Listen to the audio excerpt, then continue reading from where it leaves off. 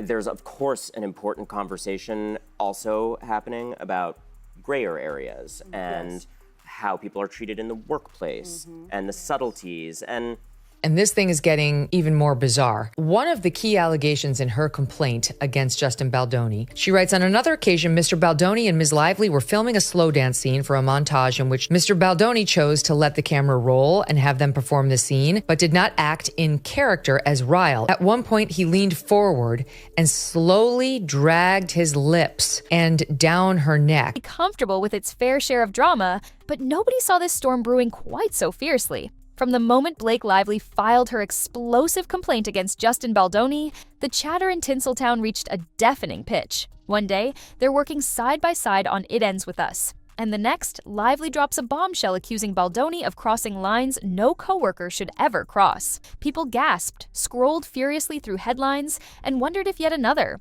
big name in entertainment had shattered fans' trust. But that wasn't the whole story. Mr. Baldoni was caressing Ms. Lively with his mouth. When Ms. Lively later objected to this behavior, Mr. Baldoni's response was, "I'm not even attracted to you." Well, guess what? And you can hear Blake Lively and Justin Baldoni interacting as themselves. No such moment is shown.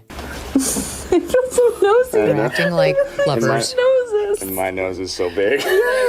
That's her big harassment moment. They are playfully acting. She's completely flirtatious with him. He is flirtatious back, but they're talking about their spouses. She doesn't say, "Oh my God, you nuzzled me and said that I smell good." She, like, time and time again, she accuses him of doing something, which then when you hear the full context, she said, he came in my trailer while I was breastfeeding. Well, then he produced the text messages showing her saying, "I'm breastfeeding, come on over." She accused his producing partner of showing her pornography, absolutely non-pornographic. Can't see any body parts. You can just see that two people clearly are in a bathtub holding their baby.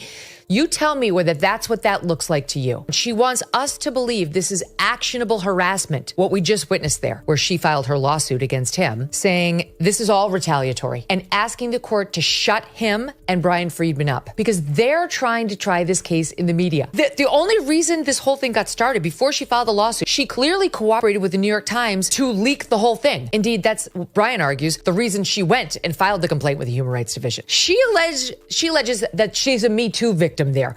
That's absurd. I will happily participate in releasing any further leaks that they have. What does she have to fear if she's telling the truth? Lively's allegations took on a new life when Baldoni retaliated with a monstrous $400 million defamation suit, pointing the finger not just at her, but also her husband Ryan Reynolds, and even their publicist. In a heartbeat, the narrative flipped from Lively's bold stand to Baldoni's emphatic pushback, and the courtroom drama got turned up to maximum intensity. It's almost like a next-level reality show. Big stakes, major celebrities, and reputations. On the line, as more details crawled out of the legal filings, fans started losing count of who was accusing whom.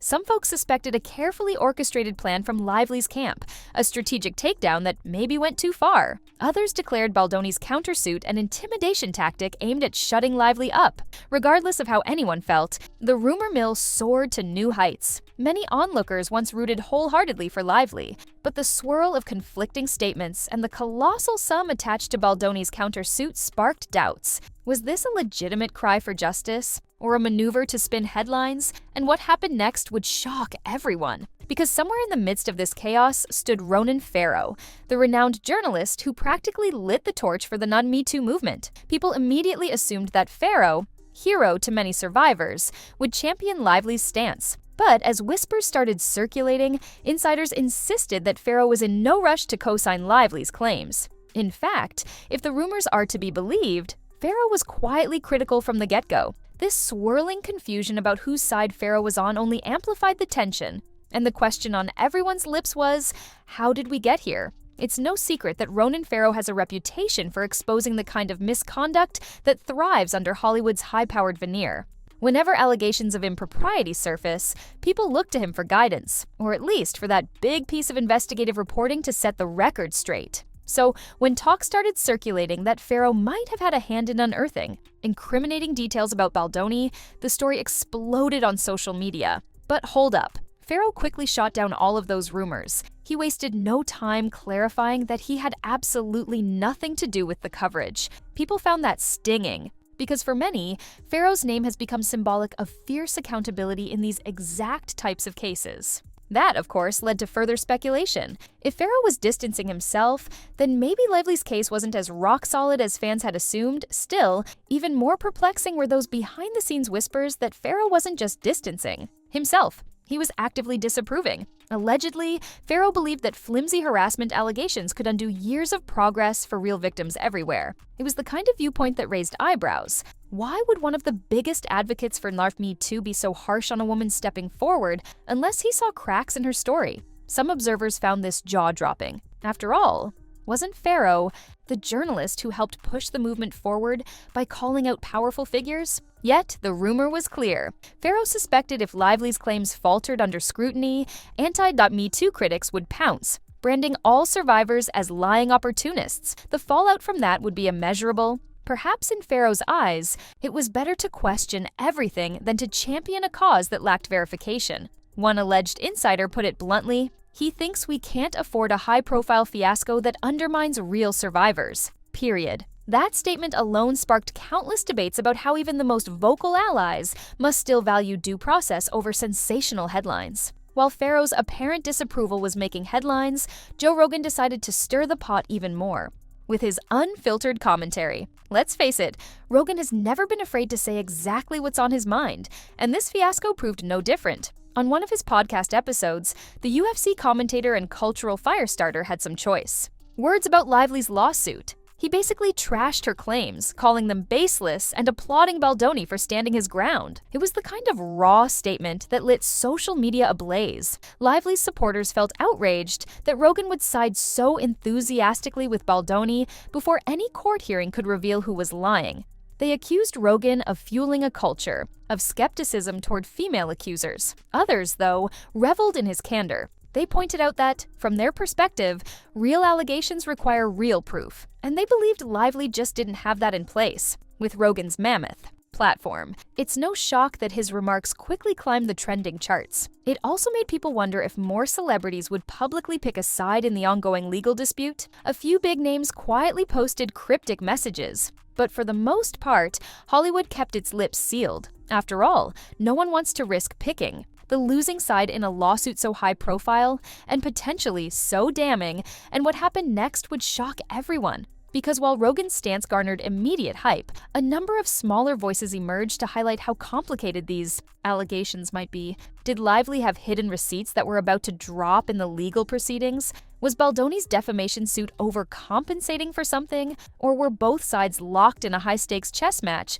each hoping to scare the other into submission? For many observers, the more pressing question isn't about which star ends up victorious, it's about the potential collateral damage to the Me Too movement itself. That's why Farrow's rumored disapproval struck such a nerve. The Not Me Too movement, after all, stands on the principle that survivors' voices deserve to be heard, that those in power need to be held accountable. Yet here we are, watching a legal slugfest that feels more like a celebrity meltdown than a harrowing quest for justice. The fear among supporters of the movement is that high-profile disputes, especially if they turn out to be rooted in questionable or unsubstantiated claims, provide critics the perfect ammunition to dismiss genuine accounts of misconduct. Farrow's reported stance underscores this tension. In his eyes, any sign that Lively's allegations might be untrue could embolden those who argue the entire Me Too wave is built on fabrications. It's a perspective not often voiced publicly because it's so incendiary.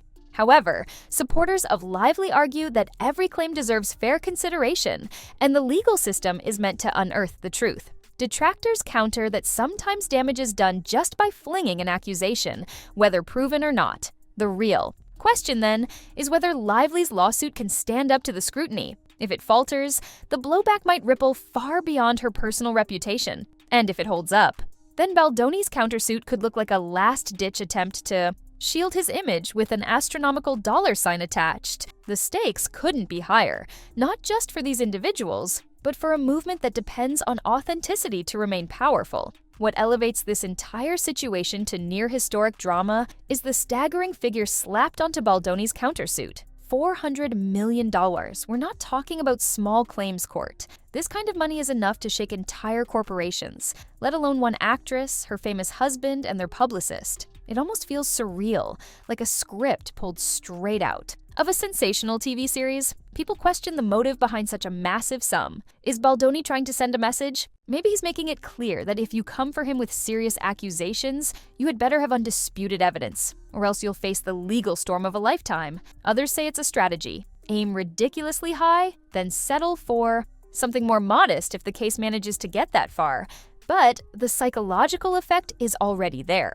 It plants seeds of doubt about Lively's narrative and warns others that false allegations might lead to financial ruin. All the while, there are rumors swirling about potential texts, voice recordings, or even video fragments that might surface in court. Some claim Baldoni has evidence showing Lively was out to smear him because of creative disagreements on set. Others retort that Lively's side has mountains of proof that production conditions were toxic, and the defamation suit is a typical intimidation play. Both sides remain tight-lipped, likely under the advice of lawyers who know the significance of these legal steps. Meanwhile, fans everywhere tear each rumor apart to see which side might hold the real smoking gun, and what happened next would shock everyone.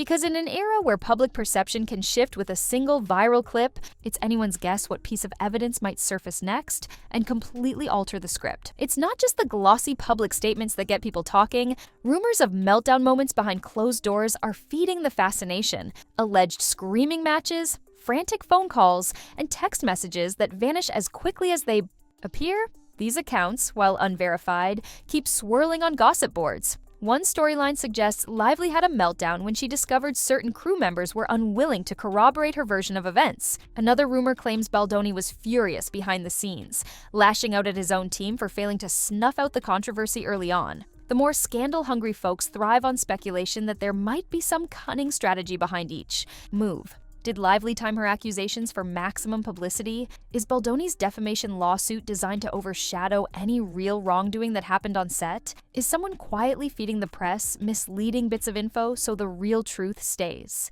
buried in a maze of media hype? These behind-the-scenes theories paint a picture of manipulative minds playing 4D chess with public opinion. And let's be honest, Hollywood's history is crammed full of cunning attempts to spin narratives. Celebrities and their publicists have built entire careers on controlling the story, burying threats, and shaping how audiences perceive each star. In this showdown, it seems nobody is squeaky clean. Both sides are presumably stepping on toes to make their version of events the official narrative, and that possibility alone ups the drama to an entirely new level. The question is, which side? Is the real puppet master? Is Lively's camp orchestrating a smear campaign? Or is Baldoni's circle staging a counterattack that focuses on overshadowing the Knock Me Too angle? And once again, the loud but elusive rumors about Farrow's disapproval swirl overhead, fueling the theory that the journalist believes one party might be manipulating the movement for personal gain. Regardless of who's pulling strings, the meltdown stories intensify the spectacle and remind us that for every polished statement on Instagram, there might be a barrage of text messages revealing the true story. In this climate, neutrality is becoming a luxury no one in Hollywood can afford. Some lesser-known actors and influencers are quietly chattering about possible blacklisting if they show support for the wrong side. Studio heads and producers are likely on edge, wondering if it's safe to keep working with Baldoni or Lively, or if they'll end up entangled in the blowback. And that's the real power of this feud. Whether it's about genuine justice or manipulative tactics, the shockwaves could topple more than a few star-studded careers. Meanwhile, Ryan Reynolds is rumored to be in the most awkward position of all. Named in the lawsuit, possibly stuck between unwavering loyalty to his wife and the reality of a massive countersuit that might put a dent in future projects. Some say he's quietly been meeting with top-tier crisis managers, searching for a strategy that protects his brand without throwing Lively under the bus. Others speculate he's outraged by Baldoni's defamation case and wants to fight tooth and nail to defend his family. The public only sees the curated social media posts, smiling photos, comedic tweets, but behind the scenes, there might be a frenzy of legal briefs and hushed phone calls to keep the house from burning down. Ronan Farrow's shadow still looms. large here. Even though he's repeated that he's not actively reporting on the story, his rumored critical stance resonates powerfully. No matter which side you lean toward, the notion that Farrow, a figure so closely tied to genuine non-Me Too, breakthroughs isn't on board with Lively's claims is a blow. Is it a sign that her story has holes? Or is Farrow's perspective just the byproduct of exhaustion from years of hearing he said she said controversies that never quite prove out? Only time may reveal how all these puzzle pieces align. So here, we are watching another major scandal unfold in an industry that thrives on spectacle. On the surface, it's easy to assume this is just celebrity fodder meant to entertain, but peel back the layers and you see a story about trust, accountability, and the destructive potential of false or unprovable allegations. Blake Lively's public stand might be an attempt to shine a light on wrongdoing, or it might be a carefully orchestrated move with questionable foundations. Justin Baldoni's defamation lawsuit might be a legitimate shot at vindication, or it might be an intimidation strategy wrapped in a colossal price tag.